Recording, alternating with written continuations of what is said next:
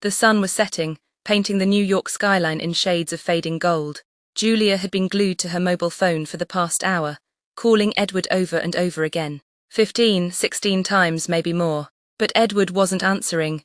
Her patience was wearing thin. She had devoted her Saturday evening to him, and now he was nowhere to be found.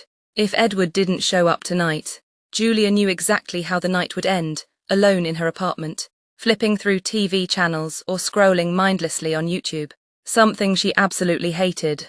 In New York, you don't just drop in unannounced at a friend's place. It's seen as a major invasion of privacy. If he wasn't planning to spend this evening with me, she muttered to herself, then why did he make the plan in the first place? Julia sighed and tried Edward's number again, the 17th call, but the result was the same. Silence. Edward was her fourth boyfriend in 10 years. Julia wasn't the type to make the first move in relationships, nor did she fall for anyone easily. But luck had never been on her side. Her first 3 relationships had ended before they could lead to marriage. After breaking up with Joseph, her third boyfriend, Julia had avoided men entirely for 2 long years. Then 6 months ago she met Edward. For the first 4 months their interaction was polite, distant, restrained, but gradually, something shifted. Over the next 2 months, their connection deepened, the emotional distance began to dissolve, and eventually there was no distance left at all. Last weekend had been their first intimate weekend together, the kind of closeness that blurs all boundaries. That night Julia had felt strangely alive, almost reborn, as if she were not a 34-year-old woman, but a 19-year-old girl, discovering love for the first time. Edward, a year older at 35, had also been consumed by passion. For nearly half an hour the two had forgotten the world, lost completely in each other. The next morning, Julia woke up feeling drained, physically and emotionally. She blamed it on exhaustion, spent Sunday cleaning her apartment and doing laundry, and by Monday morning she was aching all over. She had to take an emergency day off from work.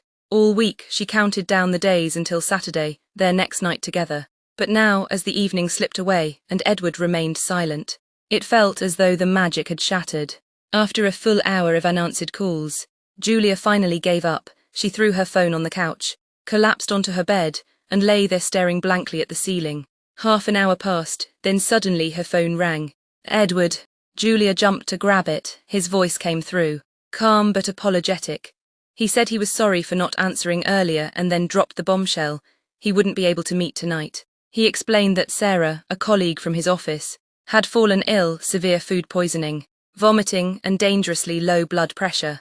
Since her family was out of town, she had called him for help. He was now taking her to a private hospital. Edward said he couldn't leave her alone in that condition, and since her apartment was near his, it made sense for him to respond to the emergency. Julia's body went cold. Edward's tone sounded genuine, but something about the story felt eerily familiar. It was the same script she'd heard from her exes, all 3 of them. Different names, same excuses. For 15 minutes she sat frozen, staring into nothing. Then, like a lightning flash, her mind exploded with suspicion. Joseph, Daniel, Mark, and now Edward. She suddenly rose from bed and muttered to herself, "Julia, don't trust him blindly, don't fall for this again." She dialed Edward's number again.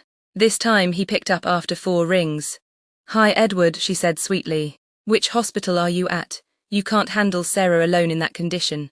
I'm coming over, we'll take turns watching over her through the night." She didn't even wait for his reply. Edward stammered, No, Julia. That's not necessary. She's much better now. Doctors treated her, gave her a few injections. I'm actually dropping her off with her relatives in Chicago. We're stuck in traffic on the outskirts of the city.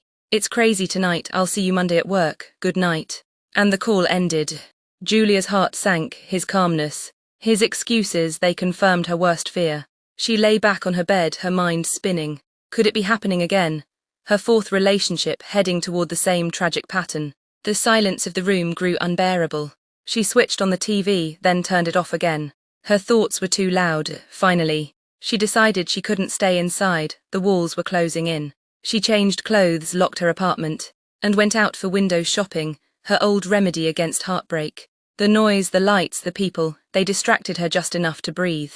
By midnight, tired but calmer, she returned home, had dinner, and fell asleep almost instantly. Sunday was routine, laundry, cleaning, chores, and by nightfall she was exhausted again. Then came Monday. At the office she greeted Edward politely. Even asked about Sarah's health. He smiled, gave vague answers. Later, during lunch break, Julia sat with two colleagues in the cafeteria. Out of curiosity, she asked one of them, who worked in Sarah's department, if Sarah was back. "Oh no," her colleague replied. "She's still sick, took a leave today." Julia's mind raced, still sick. But Edward had told her Saturday night that Sarah was already fine. By Tuesday, Sarah was still absent. Julia decided not to mention it to Edward. On Wednesday, when she finally saw Sarah back in the office, she couldn't resist. She deliberately joined her in the cafeteria, smiled and asked how she was feeling. Sarah was munching on a large beef burger and fries, washing it down with Coke. Julia chuckled. "You shouldn't be eating that after food poisoning." Sarah looked surprised. "Food poisoning? Who told you that? My stomach's perfectly fine." Julia froze. Trying to stay casual, she ordered a club sandwich and shared how Edward had told her about Sarah's illness. Sarah burst out laughing. "Oh my God. Edward said that, he's such a liar. He made up that story to get rid of you that night. He was with me on a date." The girl sitting with Sarah laughed too. Julia's world went silent. She forced a faint smile to hide her humiliation, took a bite of her sandwich and stayed quiet. Inside, she was burning. By the time work ended, Julia was seething. "He drugged me last week," she thought. "He used something in that wine, that's why I felt so dizzy, so lost, and now he had done the same to a 21-year-old girl, 14 years younger than him. He's not a man," she whispered to herself. "He's a predator, a manipulative, soulless animal." On her way home, she kept replaying everything, every moment, every lie. By nightfall, her anger had turned into something darker, vengeance. For days, Julia's mind plotted revenge. Poison in his drink, sleeping pills and a pillow over his face, or maybe a single bullet. Her thoughts grew dangerous. She knew parts of New York where crime was routine, the black neighborhoods on the city's outskirts, ruled by underground gangs. One of her old friends lived there, the daughter of a man who sold weapons and drugs. Julia decided to visit her. That evening, she went to the neighborhood. Her friend welcomed her, and by nightfall, Julia was walking back with a small pistol hidden in her jacket. She was planning to leave before dark, but the visit had stretched too long. And then it happened. As she turned a corner, a cold gun pressed against her temple. Inside the building, a deep voice ordered, "Move or die." Julia froze. Her own gun was still in her pocket, but she knew she couldn't outnumber them. There were at least 3 of them, tall, dark, masked. They forced her into an old building, up the elevator to the 6th floor, and into a dimly lit apartment filled with loud, drunken men. Their leader sat in the center, a massive man surrounded by bottles of whiskey. He looked up and smirked. "She's armed," one of the kidnappers said, handing him Julia's pistol. The boss grinned. "So she's one of us, her." He offered her a deal, join his racket, smuggle drugs and weapons across the city. "Easy money," he said. She had no choice but to nod, anything to stay alive. Then his tone changed. "Tonight," he said coldly, "you stay with me, tomorrow you go free." Julia's heart pounded. The man poured 2 glasses of whiskey, one for himself, one for her. Her hands trembled as she lifted the glass. She had walked into hell, chasing revenge. As the man downed his drink and approached her, she closed her eyes in terror. And suddenly, Julia's eyes flew open. She was in her own bed, her room. The same ceiling, the same morning light. It had all been a dream, a horrific, vivid dream. For a long moment she lay frozen, unsure if she was really awake. Then slowly she realized the truth. She had fallen asleep crying, and her obsession with revenge had turned into a nightmare, one that had almost dragged her soul into darkness. She sat up, trembling, whispering to herself, thank God I woke up in time." Julia changed her clothes, made herself a cup of tea, and opened YouTube to distract her thoughts. As she scrolled, one thumbnail caught her eye: Mel Robbins, the Let Them Theory. Without thinking, she clicked it, and as Mel's calm, wise voice began to fill the room, Julia felt her heartbeat steady for the first time in days. When Julia woke up that Sunday morning, her hands were still trembling. The dream had been so real. She could feel the gun against her head, the fear, the darkness. But something inside her had changed. For the first time in years, she felt grateful to be alive. Grateful for the warning her own mind had given her. That nightmare was not a curse, it was a message. Julia poured herself another cup of tea, sat by the window and stared at the skyline of New York, a city that never stopped moving, no matter who got lost within it. And that's when she clicked on a YouTube video that would change her life forever. It was titled, Mel Robbins, the Let Them Theory. Mel's voice came through the speakers, calm, confident, full of truth. She said, if someone is not calling you back, let them.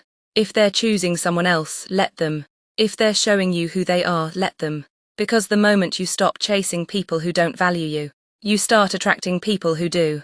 Those words pierced through Julia's chest. For 10 years, she had been begging people to love her, to stay, to choose her. She had called, texted, cried, and blamed herself for every breakup. But now, as Mel spoke, Julia realized she had been fighting against the current, forcing love instead of receiving it. Mel continued, when you let them, you take your power back. Julia's eyes filled with tears. She paused the video, sat still for a moment and whispered to herself, I've been living like a prisoner of my own expectations. That evening, Julia deleted Edward's number. No drama, no goodbye message. She just let him go. And for the first time it didn't hurt, it felt peaceful. She realized that peace doesn't come when people change. It comes when you stop needing them to. Over the next few days, she watched more of Mel Robbins' videos about anxiety, fear and self-worth. Each video was like a light being turned on inside her dark, messy mind. She began journaling every morning, writing 3 things she was grateful for.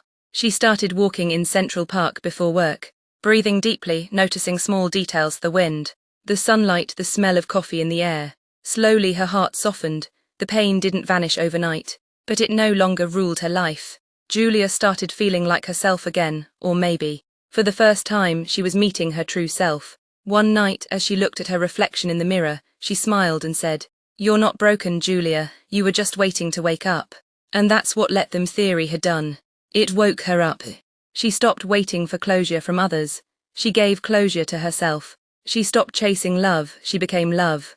And when she finally stopped trying to prove her worth, the world began to see it effortlessly. A few months later, Julia joined a new company, a creative agency that valued her work and energy. She started volunteering on weekends, helping young women struggling with heartbreak and self-doubt. She even launched a small podcast where she shared lessons she learned from Mel Robbins, calling it, Let Them Live, Stories of Self-Worth. People from around the world began to follow her journey. And one night, as she received a message from a young woman who wrote, Your story stopped me from ending my life, Julia closed her eyes and whispered, Thank you, Mel, you saved me.